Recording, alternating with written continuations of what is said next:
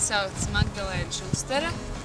Un, kas es esmu? Es esmu čelliste, es spēlēju čellu jau 12 gadus. Un tas man patīk. Sākumā es sāku mācīties klavierus 1. klasītē. Un tad man mamma izdomāja, ka jāsūta mūzikas skolā. Un mēs ar mammu aizgājām, kad man bija 8 gadi, uz iestāju eksāmeniem, iestāju pārbaudījumiem. Un es nospēlēju skaņdarbu, ko es mācēju. Un man pateica, ka man ir laba dzirde un vajadzētu varbūt iet uz kādu stīgu instrumentu. Un tā kā es īsti nezināju, kas ir citi instrumenti bez violas, manai mammai pateica, ka varētu čellu pamēģināt. Labi skanēja, un mana mamma zināja, kas tāds ir, es nezināju. Un mamma pateica, labi, lai iet uz čellu. Tad man pārbaudīja pirkstus, un es tā arī sāku mācīties, nezinādama, kas tad īsti ir tas čells. Protams, jebkā iemācīties spēlēt instrumentu, jebkuru instrumentu ir viegli, bet labi iemācīties spēlēt, un arī šajā gadījumā čellu iemācīties spēlēt labi ir, manuprāt, grūti. Vajag ļoti daudz strādāt, mācīties, bieži vien apnīk un gribas pamest, bet tad atkal sagribas mācīties, un tas ir veids, kā var iemācīties vispār spēlēt. Es trenējos katru dienu, un vidējais ir apmēram 4 stundas. Dažreiz sanāk mazāk, dažreiz vairāk, bet, ir jātrenējās, tāpēc es to daru katru dienu. Čelts ir gan liela viola, gan arī maz kontrabass. Parasti jau tā nesaka, bet man arī patīk tā teikt. Bet visbiežāk čellu nosauc nevis par violu, bet par ģitāru, jo cilvēki jau nezina, kas tajā čemodānā iekšā. Un vienreiz pat mani čellu nosauca par flautu, bet tas bija mazs puisīts, un tas man likās ļoti smieklīgi.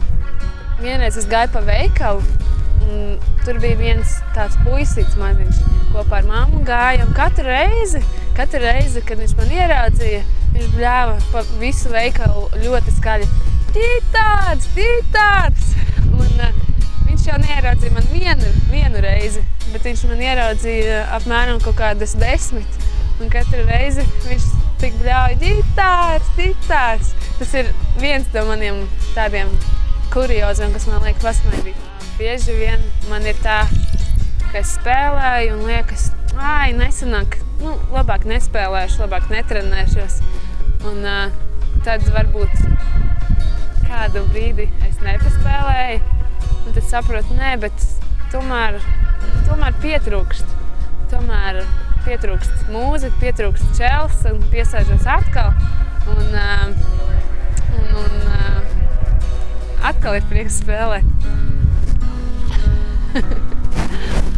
Bet man liekas, ka esmu pārliecināta, ka mūzika ir Dievs devis. Un man liekas tā, ka Dievs liek to vēlmi muzicēt, vēlmi radīt kaut ko un spēlēt. Man liekas, ka katrā mūziķī ir no kā mācīties, pat no tiem mazajiem bērniem, kas tikai sāk spēlēt jebkādu instrumentu. No viņiem var visu kaut ko mācīties. Veids, kā viņi spēlē, varbūt ar kādu attieksmi viņi spēlē, vai kam viņi spēlē. Un tāpēc man pat grūti ir nosaukt vienu mākslinieku, vienu uzvārdu, vienu cilvēku, no kura es visvairāk iedvesmojos vai iedvesmojos vispār. Jo es no visiem mēģinu kaut ko iegūt. Man ir izdevies šajā dzīvē ļoti daudz koncertēt.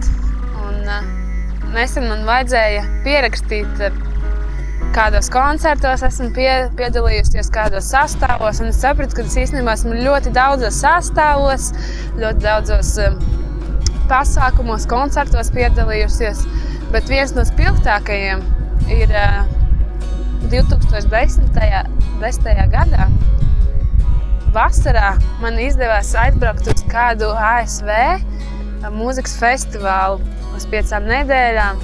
Un man bija tā privilēģija būt meistarklasē pie izcila čēlista, amerikāņu Lina Harela. Viņš Latvijā nav ļoti zināms, bet Amerikā viņš ir tiešām zināms. Un es biju tiešām pārsteigta par to, kā viņš spēlē. Un, jā, manuprāt, šis festivāls ļoti daudz ko man deva kā mūziķei. Es turpināšu mācīties, studēšu mūziku, būšu čēliste, jau profesionāla, un studēšu ASV universitātē, Illinoisas universitātē Edvardsville. Un tur jau mani gaida skolotāja, esmu jau uzņemta, un augustā sākšu savas mācības.